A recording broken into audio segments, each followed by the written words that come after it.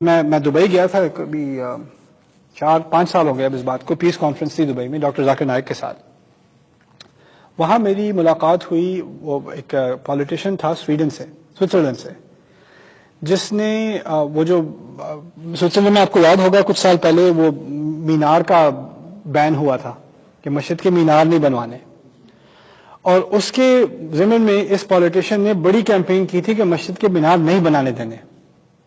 اور وہ جب کارٹون بنا تھا ڈنمارک میں رسول صلی اللہ علیہ وسلم کا، تو اس کا سب سے بڑا سپورٹر پولیٹیشینز میں سوئٹزرلینڈ میں یہ آدمی تھا.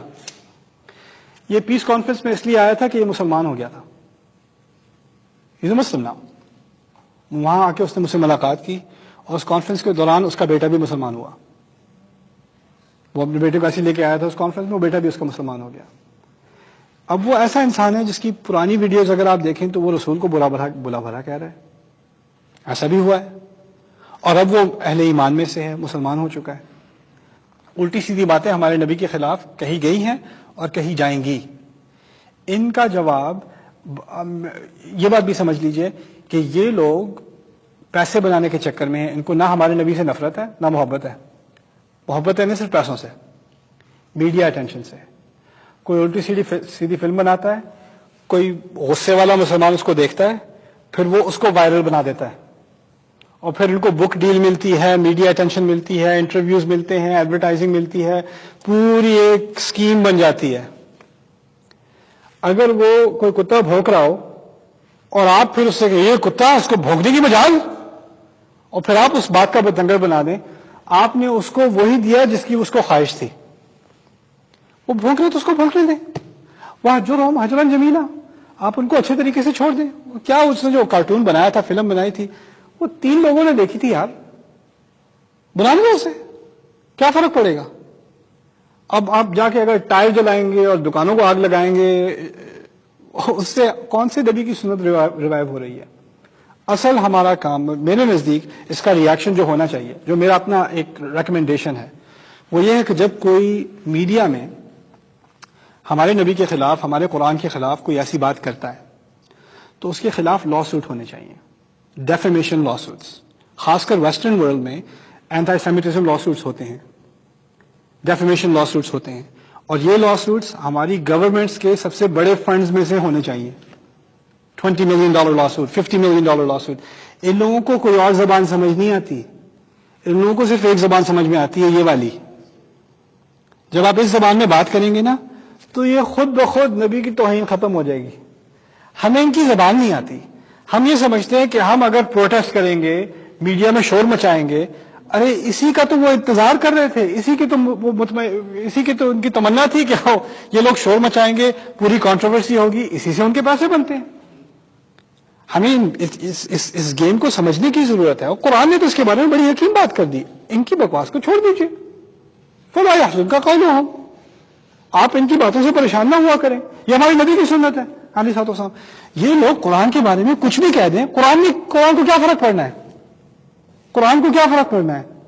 میرے ایک استاد کہا کرتے تھے، کوئی سورج کی طرف دیکھ کے تھوک مارے تو کہاں گرے گا؟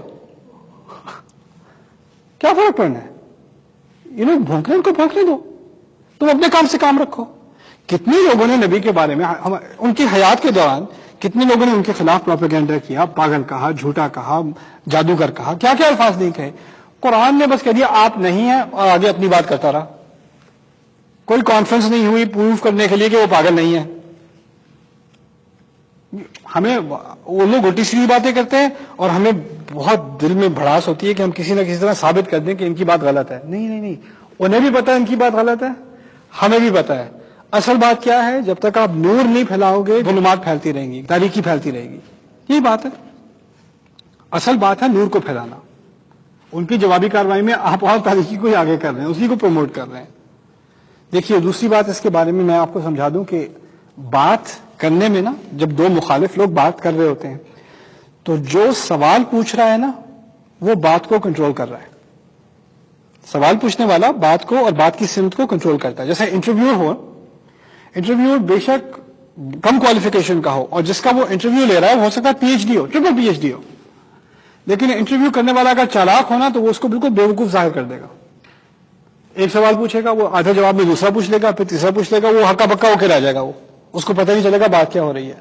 ابھی اسلام کے بارے میں کیا ہوتا ہے, تمہارا دین ایسا ایسا ہے, ہم آدھا جواب دے رہے ہوتے ہیں نہیں ویسا ویسا ہے, تمہارے دین میں عورتوں کے ساتھ یہ کیا جاتا ہے, تمہارے دین میں جہاد ہے, قتال ہے, یہ ہے, وہ ہے, باربیرک ہے, وائلنٹ ہے, یہ. ہم ایک آدھا جواب دیتے ہیں, وہ پیچھے سے 4 سوال اور پھر, اور اگر آپ سارے سوالوں کا بھی جواب دے دیں تو یہ سائیکل ہے, وہ پہلے سوال پہ واپس آ جاتے ہیں اور آپ اسی چکر میں پڑے رہتے ہیں کہ میں کسی طرح ان کے سوالوں کا جواب دے دوں. قرآن نے کیا بات سکھائی ہے؟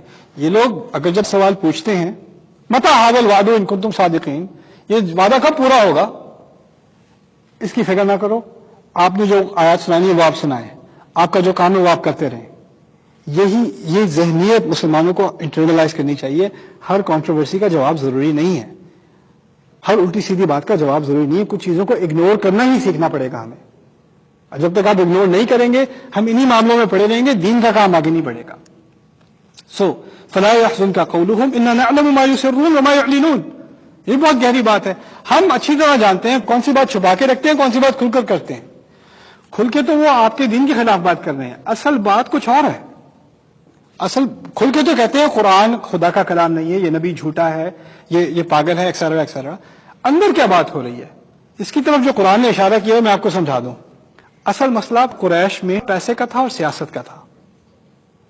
مکے کی جو زمین ہے, مکے کی جو خاص مقدس زمین ہے, اس کی تقدیس یا اس کا مقدس ہونا تمام قبیلے مانتے تھے کہ یہ مقدس ہے. اور تمام قبیلوں کے جو بت تھے وہ کہاں رکھے ہوئے تھے؟ کعبے پہ. آپ کو معلوم ہے رحلۃ الشتاء والصیف, عرب قریش کے لوگ گرمیوں کے مہینے میں اور سردیوں کے مہینے میں جہاں کنوینئنٹ ہو وہاں پہ وہ ان کا قافلہ چلتا تھا. کوئی اور قبیلہ قافلہ لے کر جائے اس پہ حملہ ہونا ہے. صرف ایک قبیلہ ہے جو کہیں بھی چلا جائے قافلہ لے کے حملہ نہیں ہوگا اس پہ. کون سا قبیلہ؟ قریش. کیوں؟ کیونکہ جس قبیلے نے حملہ کیا وہ لوگ کہیں گے اچھا وہ تمہارا پرپل والا تھا نا بت, ابھی جا کے دیکھنا ہم کیا کرتے ہیں اس کے ساتھ. ان تمام کے بت ہاسٹیج رکھے ہوئے ہیں مکے میں. وہ لوگ اگر ان بتوں کی عبادت کرتے ہیں تو وہ ان کو نہیں چھوئیں گے, مکے والوں کو نہیں چھوئیں گے. اب نبی آ کے کہہ رہا ہے کہ ان بتوں کو ہٹاؤ, ختم کرو ان بتوں کو. اگر بھائی ہم ان بتوں کو ختم کر دیتے ہیں تو جب ہم سفر کرنے جائیں گے تو ہمارا تو بھرکس نکل جائے گا, سارا کاروبار ختم. مکے میں گرمی اتنی شدید, صحرا, وہاں کون جائے گا؟ وہاں لوگ صرف ایک وجہ سے جاتے ہیں, عبادت کے لیے. اگر ہم نے ان کے سارے بت ہٹا دیے تو ٹوریزم انڈسٹری ختم, ہماری اکانومی ٹھپ. سارے قبیلے جو ہماری عزت کرتے ہیں, ہمارا ایک سیاسی مقام ہے, وہ ان بتوں کی وجہ سے ہے. وَيُتَخَطَّفُ النَّاسُ مِنْ حَوْلِهِمْ, وہ تو لوگوں کی طرف سے نوچ لیے جائیں گے سارے کے سارے. کیسے ہٹا دیں یہ سارے خدا؟ اصل میں یہ سیاست دان تھے, اصل میں یہ بزنس لوگ تھے. اصل بات کچھ اور تھی. اللہ تعالیٰ نے کہہ دیا اِنَّا نَعْلَمُ مَا يُسِرُّونَ وَمَا يُعْلِنُونَ, ہم اچھی طرح جانتے ہیں کون سی باتیں یہ چھپائے رکھتے ہیں اور کون سی باتیں ظاہر کرتے ہیں. یہی آج بھی ہو رہا ہے, یہ ہمیں سمجھنے کی ضرورت ہے. اِنَّا نَعْلَمُ مَا يُسِرُّونَ وَمَا يُعْلِنُونَ. بارك الله لي ولكم في القرآن الحكيم ونفعني وإياكم بالآيات والذكر الحكيم. الرحمن علم القرآن